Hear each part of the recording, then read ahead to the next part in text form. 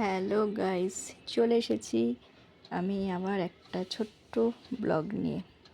একদম ছোট্ট না, একটু বড়। আজকে আমরা দুই বান্ধবী মিলে যাচ্ছি বাবুঘাটে। সেখান থেকে আমরা গঙ্গার জল নিয়ে আসব। তো বেরিয়ে পড়েছি ঠিক 4টে বাজে, তখন আমরা বেরিয়ে পড়েছি দুই বান্ধবী মিলে। বাসে করে যাচ্ছিলাম। দেখো, বাসে করে এই ভিডিওগুলো তুলতে আমার ভীষণ ভালো লাগে, কারণ খুব একটা কলকাতায় থাকি হয়তো ঠিকই কথা, কিন্তু খুব একটা বেরোনো আমার সেরকম একটা হয় না এখন আর। তাই এই বাসে করে যাওয়ার সময় যে চারিদিকের যে দৃশ্যগুলো দেখি ভীষণ ভালো লাগে। তো পৌঁছে গেছি আমরা বাবুঘাটে। এখানে তখন বাবুঘাটের আমরা গেছি হচ্ছি সন্ধ্যা আরতি হয় যেই ঘাটে, মানে আরতি বন্দনা ঘাটে আমরা গেছি। তা বাবুঘাটের একটা আছে আদিঘাট, আর এটা হচ্ছে এখানে হচ্ছে আরতি হয় সেখানে। দেখো, আরতির সব সরঞ্জাম এখানে রেডি হয়ে গেছে, চেয়ার পেতে দিয়েছে।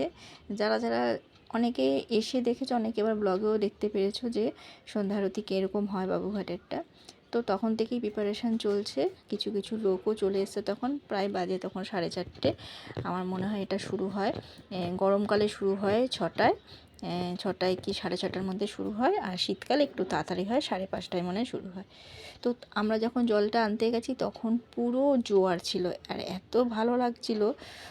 এই ঘাটে আমরা প্রায় 3-4বার যাওয়া হয়ে গেল, কিন্তু কোনো সময় এতটা মানে একদম পাড়ের উপর পর্যন্ত জল চলে এসছে এরকম কখনোই দেখতে পাই না। আর পরিষ্কার জলটা, একদম পরিষ্কার। তো জলটা নিতে ভীষণ ভালো লাগছিল। সত্যি এরকম ভাগ্য থাকা যায়, জোয়ারের জল যেহেতু বাড়িতে নিয়ে আসবো, জোয়ারের জলটা পেলে খুব ভালো হয় তখন। তো দুই বান্ধবী মিলে একটু সবার দেখা দেখি একটুখানি ভিডিও ফটো এসব তুলে নিচ্ছি। দেখো, অনেকে স্নান করছে, স্কুলের থেকে হয়তো কোচিং থেকে অনেকেই ঘুরতে এসছে এখানে। আর যেহেতু সেই দিন আমরা যেদিন গেছি সেই দিন সানডে ছিল, সানডেতে তো অনেকেই আসে এখানে।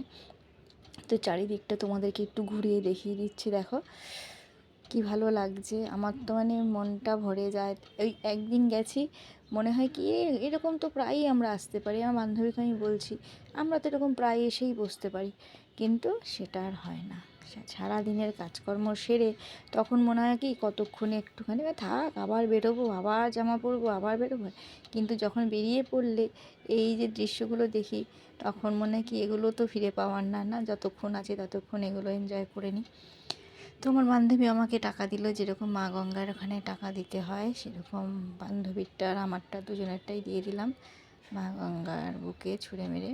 কিন্তু ওই ঘাটে মানে বাবুঘাটে যেটা আদিঘাট, সেইখানে গেলে ছেলেপুলেগুলো বেশ চুম্বক নিয়ে দাঁড়িয়ে থাকে, ফেলার সঙ্গে সঙ্গে জলের মধ্যে চুম্বকটা ফেলে দেয়, পয়সাগুলো তুলে নেয়।